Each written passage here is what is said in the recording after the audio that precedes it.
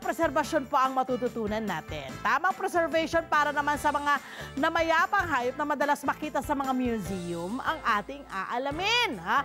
For ano yun? Educational purposes. Look at that. Kasama ko ngayon ang isang eksperto, ha? Jason Sumaway, taxidermist and veterinarian. Good morning, halika na. Sorry. Pasensya na po. Sabi ko na kita mo pumapasok ka na, ganun talaga. Pinapasok ka na, wala na namang pet doon. Okay, Doc, batiin mo muna yung ating mga nanonood ngayon sa Net25. Hi, magandang umaga po. Yes, at syempre yung mga nakikinig sa Radyo Agila, nasa radyo din tayo. Okay, magandang umaga po, mga ka-Radyo Agila. Yes! Doc, eto na, para lang ho magkaroon tayo ng idea. Kasi I think, wala pang masyadong maraming nakakaalam tungkol dito eh. Yes. Taxidermy. Yeah. Ano ba ibig sabihin muna noon? Okay, taxidermy, ito po yung ginagawa dun sa mga hayop or pets na yumao.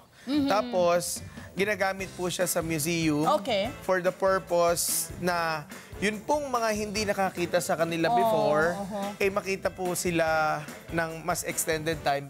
Ibig sabihin lang po, kamukha nung mga endangered species yun nga, natin. sasabihin ko yung mga extinct na, yung ganyan. Yung mga hindi na nakita ng iba, syempre mga nag-aaral po ng about animals, about science. Eh kung ibang panahon na po namatay na ubo sila, makikita ng present na mga gaano katagal tao. ang taxidermy dito sa mundo? Kailan nag-start? Ang taxidermy po dito, first ako na-expose. High school pa yata, nakikita ko na po eh. Meron ka nang nakikita nito? Sa National Museum po natin. Okay. So, syempre, eto na pag-uusapan natin, bilang naipaniwanag mo na sa amin ngayon ang taxidermy na yan, gaano ka busisi ang proseso ng taxidermy? Kailangan nyo bang mag-aral ng kurso, mga ganyan? Okay, for now, wala pa siyang formal na, wala pa siyang formal na course para dito. Pero nadugtong to kasi noon po ako ay nasa vet school. And nag-duty ako on my 6th year. Yun, na-expose ako dun sa mismong gumagawa, tapos nakita ko siya. Instead na mag-duty ako dun sa mga crocodiles and kung ano-ano, tumutok po ako dun sa sa paggawa nito. Inubos ko yung oras ko dun. Meron? Ba't parang nainganyo po kayo sa kakaiba po yung kakaiba yung parang sabi ko, parang, proseso? Oo, ngayon lang ako nakakita. Noon time na yun, sabi ko, parang ngayon lang ako nakakita ng ganito. So, syempre, curious. Talaga nananalay tayo sa'yo pagiging mediko, pagiging scientifico. Ang galing. Okay, syempre gusto nating malaman, pinapakita po ngayon sa inyong mga TV monitors or mga monitors po na hawak po ninyo ngayon kung saan nyo pinanonood ang Love, Tony Peta Nervratang, maski kabayo pala, no? So kahit anong hayop na namatay, pwede nyong Yes, actually, yung namatay po na elephant ngayon sa Manila Zoo ay nasa amin. Ginagawa po namin siya, ongoing po ang process niya. Yun. Ano ang parang benefit nito? Itong pagpe-preserve ng mga namatay na depende po sa purpose. Ang benefit po na sa mga owners, sabi ko nga, depende sa purpose. First is pwedeng educational purpose.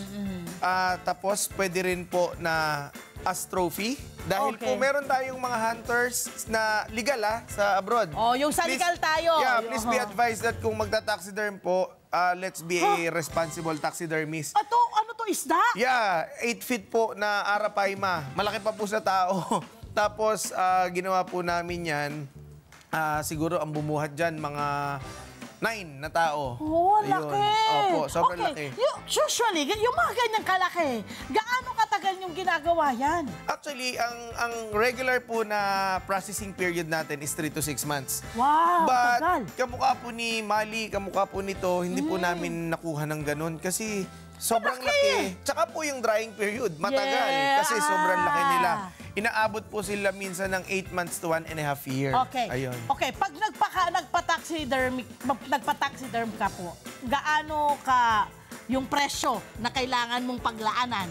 Presyo, yung range? Yung smallest natin, talagang sobrang small na like yung mga maya and para lang po ma-imagine ng mga tao. Kasi pati ibon kasali po. Everything po, amphibians, lahat po. Ano pong nasa 5,000 po yung pinakamababa. Pero kung i-compute si Mali, Si Mali po kasi is kinuha namin for free dahil legacy yun ng bansa natin para makita ng next generation. Pero kung pepresyohan po namin si Mali, aabot siya ng 2.5 million hanggang 3 million. Kasi sa ganung klase ng proseso. Okay, meron bang legal na aspeto ang pagtataxiderm ng mga hayop? Yeah, kaya nga sabi ko po kanina, meron tinatawag na responsible taxidermist. Kasi may tinatawag, may mga iba po na nagtataxiderm, basta lang makakuha, tas hindi naman nila alam, para exotic lang, or endangered. Yeah. Mali yun. Okay, sige po, paliwanag nyo yan. Gusto kong mabigay natin yan sa mga kababayan natin. Ayun, ang nangyayari po kasi minsan, kaya ako sinasabi yung responsible taxidermist, may mga time, maghahunt sila ng mga agila natin na hindi naman dapat patayin para lang po may maipresent sila sa tao. Tapos may mga exotics na ginagawa din nila para hindi ko alam kung anong purpose. Anong purpose nila. Pero if you are trying or you want to do taxidermy, let's be all responsible. Yun lang naman po. Doon tayo sa tama. Yeah. Doon po tayo sa tama. Sa tama and legal. Yung namatay na po na animal na gustong i-taxidermy ng natural death, okay lang. Panalo, pero okay yun sana. Yeah. Huwag naman yung papatayin. Exactly. Huwag yung nakita mo sa puno, babarilin mo para lang may ma-taxiderm ka. Wag po, wag po ang dami nating natutunan ngayon. Tinuruan na tayo ng pagtataxiderm. Tinuturuan pa tayo ngayon ni Sir na maging responsable rin na mga nagtataxiderm at maging responsableng tao. Okay. So, kasi mali na yung pinakamalaki po ninyong nagawa. Opo, pero wala na kasi susunod na mas malaki sa kanya. Okay, saan sa tingin niyo papunta itong ganitong klase ng yung meron ho ba kayong mga animals na ipinapadala po sa inyo galing sa ibang bansa or galing sa iba't ibang lugar sa Pilipinas? Meron na Paano po yung pagpapadala yan sa inyo? Meron na pong nagtatry. Only yung kami po, yung Taxidermist Pet PH. Yun Meron po ba kayong grupo na parang you are parang licensed to do this? Paano po ba yun? Actually, meron po kaming parang registered company. Ayun! Ano nyo po yung second page, yung Taxidermist Pet PH, para po malid kayo doon sa main page po namin. Ngayon, ang nangyayari po, meron na rin kaming mga gallery hub. Parang museo na rin yung mga yung mga hubs ninyo. Meron kayong mga doon, mga sample ng meron na sa Quezon City, Santa Maria, Bulacan, ganyan. Marami na rin po. Ayan, ano pa ho ang inyong pwedeng mensahe sa ating mga kababayan? Ayun, yun pong mga sobrang mahal nila yung pets nila. Ibig sabihin, habang buhay, let's be responsible. And kung mamaya pa man at gusto man nilang makita lang, yung ganun lang po, na nandun lang sa paligid nila, ayun, ito po yung nagiging ngayon. Solusyon nila. Opo. Ay, parang picture lang din. Ganun ang parang ganun lang po. Sir, Doc Jason Sumaway, maraming salamat sa panahon ninyo at pagkakataon at siyempre sa pagbabahagi po ng inyong expertise sa amin. At siyempre, bisitahin niyo po, ito ang kanilang social media pages. Ipa-flash po natin sa ating screen. Ito, ayan.